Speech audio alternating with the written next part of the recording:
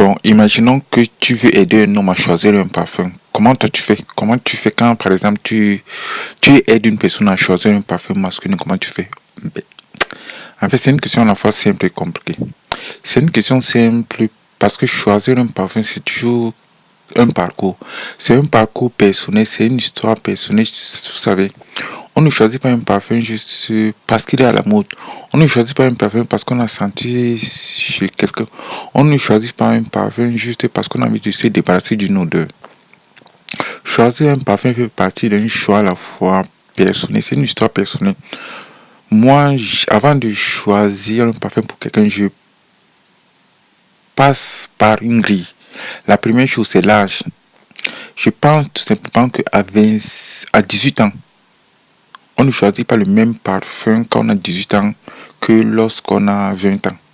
Lorsque tu as 20 ans, tu ne choisis pas le même parfum que lorsque tu as 25 ans. Lorsque tu as 25 ans, tu ne choisis pas le même parfum que lorsque tu as 30 ans. Quand tu as 30 ans, tu ne choisis pas le même parfum que lorsque tu as 35 ans, 40 ans, 50 ans. Donc, le premier critère, c'est l'âge. C'est l'âge parce que actuellement, les jeunes veulent être à la mode. Pour un gamin de 18 ans, je pense qu'il préférait choisir le même parfum que ses autres copains, camarades, que ses autres amis, parce qu'il veut être à la mode, il ne veut pas quelque chose qui sort de l'ordinaire. Alors que pour un homme qui a la maturité, qui assume sa masculinité, qui assume qui il est, on, on choisira beaucoup plus un parfum masculin, plus viril, un peu plus de cuir, un peu plus de muscle, un peu plus de notes animalisées. Mais on peut aussi avoir 18 ans et vouloir un parfum masculin et viril, mais le problème, c'est pas tant de choisir un parfum. Le problème, c'est d'assumer le parfum qu'on veut mettre. Parfois, on peut choisir un parfum juste pour être à la mode. Et après, on le met une fois et les gens vous disent c'est pas bon. Et après, vous ne voulez plus le mettre parce que vous n'avez pas la maturité nécessaire, parce que vous n'avez pas de conditions nécessaires, parce que vous n'assumez pas ce que vous faites. Et après, la vie des gens compte tellement que parfois vous avez fait un mauvais choix et vous pensez que ce choix ne vous correspond pas. Votre parfum fait partie intégrante de votre personnalité. C'est vous qui portez le parfum, ce n'est pas le parfum qui vous porte. Donc la première chose, c'est l'âge. Le premier critère, c'est l'âge. Le deuxième critère, c'est l'activité. Non, le deuxième critère, oui, c'est l'activité. Est-ce que tu choisis un parfum pour le bureau? Parce qu'il y a des parfums qui sont faits pour le bureau. Il y a des parfums qui sont faits pour les grands événements. Il y a des parfums qui sont faits pour des fêtes, il y a des parfums qui sont faits pour des cérémonies, il y a des parfums qui sont faits pour la salle de sport, il y a des parfums qui sont faits pour tous les jours. Donc quand tu as parti du critère âge, c'est le critère fonctionnalité. Et si tu veux un parfum polyvalent, est-ce que... Parce que parfois, j'ai entendu des gens qui me parlaient de parfums, des hommes parfois. Et après, ils me disaient, mais je veux un parfum pour séduire une femme. Mais si tu veux un parfum pour séduire une femme, c'est un fait, c'est légitime. Mais moi, je pense que quand une personne définit ses besoins, il faut aussi être à l'écoute des besoins des gens. Ne pas les imposer mes besoins. Si une personne veut un parfum de séducteur, veut un parfum qui va plaire aux femmes, ben ça c'est connu. Ça c'est la chose la plus basique et simple parce que les goûts des femmes sont connus. Ceux qui connaissent des parfums, ceux qui ont essayé d'analyser, de comprendre, on sait pertinemment qu'il y a certains types de parfums qui vont plaire aux femmes. Mais le corollaire, c'est qu'il y a aussi des parfums qui, à la base, parce que quand on demande à une femme quel type de parfum l'attire chez un homme, la femme va te donner ses goûts, mais principalement va te donner les goûts du moment. Elle va te donner ce qu'elle ressent maintenant. Mais parfois, dans ce que la femme va te dire, il y a aussi les non-dits.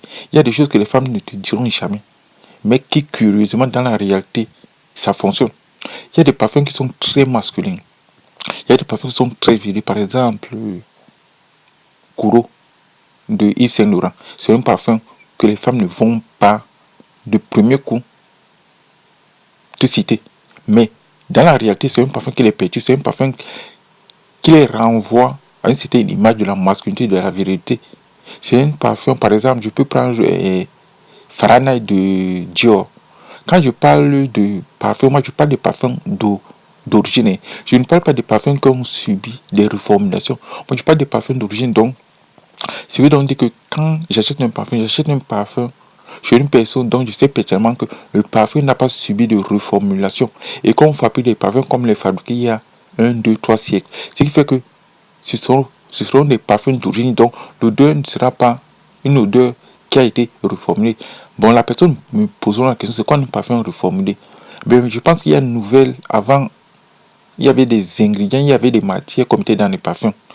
Et il y a une réglementation qui est sortie dans les années 2000 qui fait en sorte que la majorité, 90% des parfums ont été reformulés. Donc, il y a certains ingrédients qu'on a enlevés dans les parfums. Donc, forcément, le nom reste le même, le contenu reste le même, mais en termes de ténacité, en termes de sillage, le parfum a perdu son essence, le parfum a perdu son âme, le parfum a perdu ce qui faisait sa spécificité.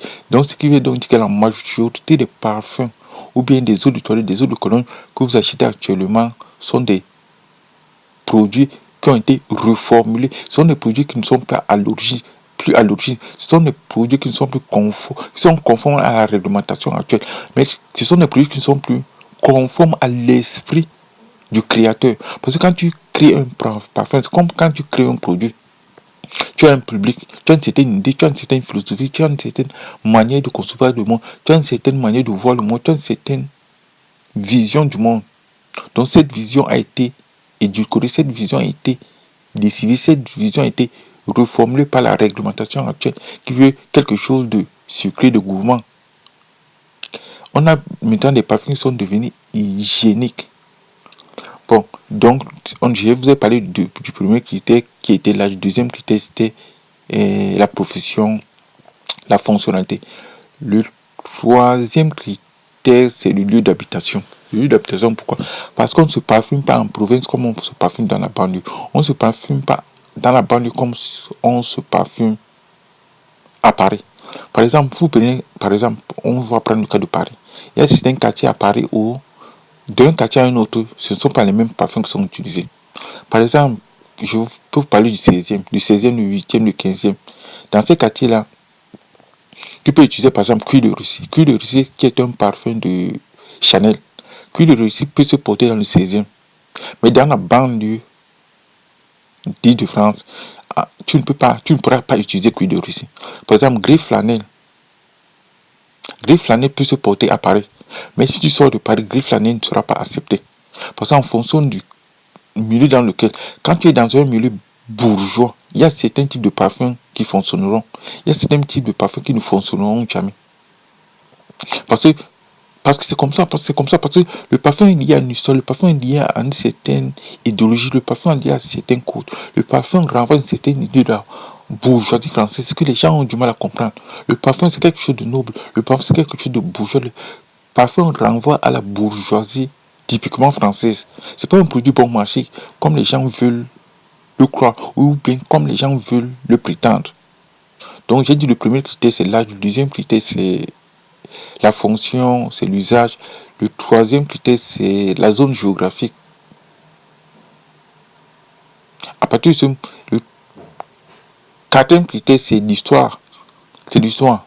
C'est l'histoire de la parfumerie parce que moi, quand j'achète un parfum, je dois déjà savoir. Quand tu achètes un parfum sur Chanel, c'est pas la même chose que quand tu achètes un parfum chez Dior.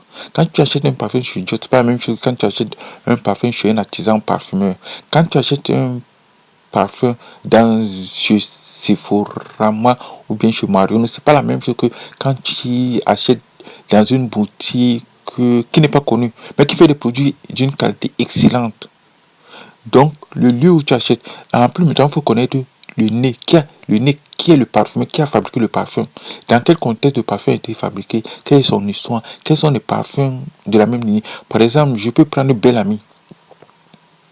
Bel Ami de Chanel, si je ne me trompe pas.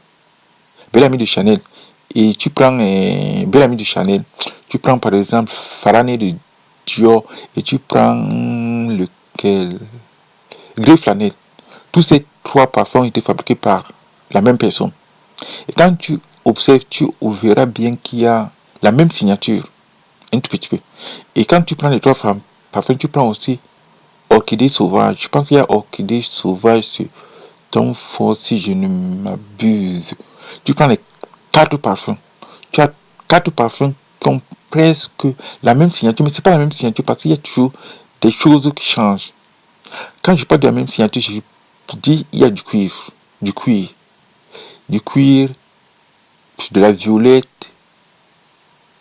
et d'autres notes aromatisées et de la mousse de chêne, je suppose. Donc, tu te rends compte qu'il y a à peu près une certaine similarité. Je ne sais pas si ça se dit similarité. Donc, il y a des points de convergence que tu peux retrouver dans des parfums qui ont été fabriqués par la même personne. Parce qu'on a une certaine philosophie et la philosophie, elle est constante dans la vie. Je peux bien comprendre que nous vivons dans une société où on change d'humeur, comme on change de slip. Je peux bien comprendre que nous vivons dans une société où on n'est pas stable, où l'instabilité est devenue la stabilité, où la stabilité est devenue synonyme de monotonie. Mais je pense quand même que mieux vaut être constant qu'être inconstant.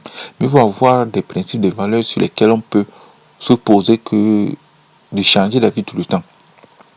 Donc, le 5e critère, c'est le prix. C'est le prix. Les gens vont me dire, mais le prix, pourquoi le prix? Parce que c'est très important. Il y a des parfums qui coûtent, il y a des produits parfumés qui coûtent 400 euros. 400 euros la bouteille. Par exemple, Nouro. Nouro de... J'ai oublié le nom, mais c'est quand même que Nouro. C'est le nom d'un parfum qui coûte dans les 300-400 euros. C'est une petite bouteille, mais c'est typiquement masculin. On aime ou on n'aime pas. L'objectif, c'est quand tu atteins la gamme de prix de 200, 300, 400 euros, comme par exemple Tobacco Vanille qui est un parfum de Tom Ford, il est dans les 400 euros. La question qu'on doit se poser, est-ce que Tobacco Vanille vaut 400 euros? Étant donné que j'ai utilisé Tobacco Vanille, je vous dis, je suis un peu perplexe. Mais je dirais 350 euros, ça vaut des 300, 350 euros parce que ceux qui n'ont jamais mis Tobacco Vanille peuvent pas comprendre. Par exemple, vous avez des parfums de Demarly, Hérode, Percival, pour ne citer que ceux-là, qui sont des produits de très haute qualité. Vous avez Noir de Noir ou Black by Black de by Killan ou bien de Noir de Tom Ford. Sont des produits déception. En fait, ça dépend de ce qu'on veut. Est-ce qu'on veut un produit déception ou bien on veut quelque chose bon marché? Tu veux un produit déception, tu mettras le prix, mais tu ne vas pas sentir comme tout le monde. Et après, tu peux mettre un produit déception, mais le produit peut ne pas correspondre à ta philosophie. Le produit peut ne pas correspondre à la vision que tu as du monde. Donc, c'est quelque chose qui est un peu complexe. Donc, en fait, comme je vous ai situé à peu près ma grille personnelle, une partie de ma grille personnelle qui me permet, quand je choisis un parfum pour une personne, je me base sur cette grille-là. Après, ça prend du temps parce qu'il faut aller dans des épiceries, sentir les produits, observer, analyser, faire comprendre à la personne que le produit final sentira ça. Est-ce que tu vas aimer? La dernière chose que je dirais avant de choisir, c'est tu peux aller dans une parfumerie. Tu choisis, tu demandes 3-4 échantillons. Tu mets pendant 1, 2, 3 semaines. Ça te permet de te faire déjà une idée. Avant de mettre 200, 300, 400, 500 euros sur un parfum. J'en ai fini pour moi. Je vous remercie de m'avoir écouté. Passez une bonne journée.